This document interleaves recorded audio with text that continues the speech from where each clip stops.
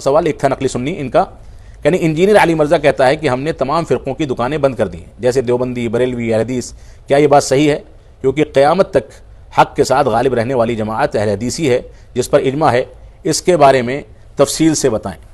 دیکھیے، یہ بیچارہ جس کو بیچارہ ہی کہا جائے گا، میں اس کا نام آپ کے سوال کو پڑھنے میں نے لے لیا، میں اپنی زبان کو اس کے نام سے بہت زیادہ رواں نہیں رکھنا چاہتا، اس وجہ سے دوبارہ نام نہیں لوں گا۔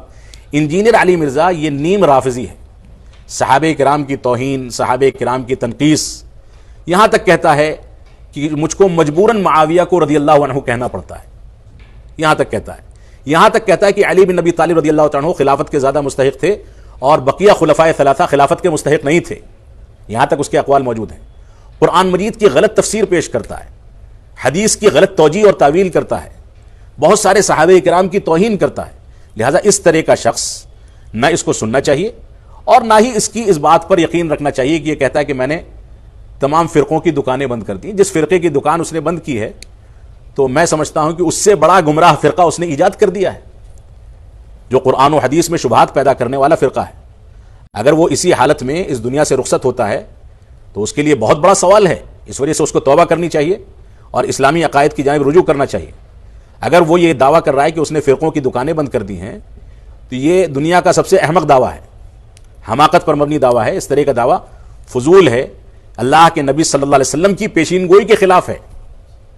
یہ دعویٰ اللہ کے نبی صلی اللہ علیہ وسلم کی پیشین گوئی کے خلاف ہے۔ اللہ کے نبی صلی اللہ علیہ وسلم تو فرماتے ہیں کہ یہود و نصارہ 72 اور 71 فرقوں میں تقسیم ہو گئے اور میری امت 73 فرقوں میں تقسیم ہوگی، کلھا فی النار الا واحدہ، سارے کے سارے جہنمی اور دوزخی ہیں سوائے ایک کے۔ صحابہ کرام نے پوچھا کہ وہ ایک خوش نصیب فرقہ کون سا ہے؟ تو آپ نے فرمایا ما انا علیہ الیوم واصحابی، آج میں جس پر قائم ہوں اور میرے ساتھی جس پر قائم ہیں۔ تو یہ صحابہ کرام کا منہج ہے جو فرقہ ناجیہ ہے۔ اللہ کے نبی صلی اللہ علیہ وسلم فرقوں کی خبر دے رہے ہیں، پیشین گوئی کر رہے ہیں، اور یہ کہہ رہا ہے کہ میں نے فرقوں کی دکان بند کر دی، یہ جھوٹا دعویٰ ہے۔ دوسری بات، اللہ کے نبی صلی اللہ علیہ وسلم فرماتے ہیں لا تزال طائفۃ من امتی ظاہرین علی الحق لا یضرهم من خذلهم، کہ میری امت میں ہمیشہ ایک جماعت ایسی قائم رہے گی قیامت تک جن کو نقصان پہنچانے والے نقصان نہیں پہنچا پائیں گے، وہ حق پر قائم رہے گی۔ آپ نے جو کہا ہے جماعت اہل حدیث ہی ہے، اللہ کرے کہ یہی جماعت ہو۔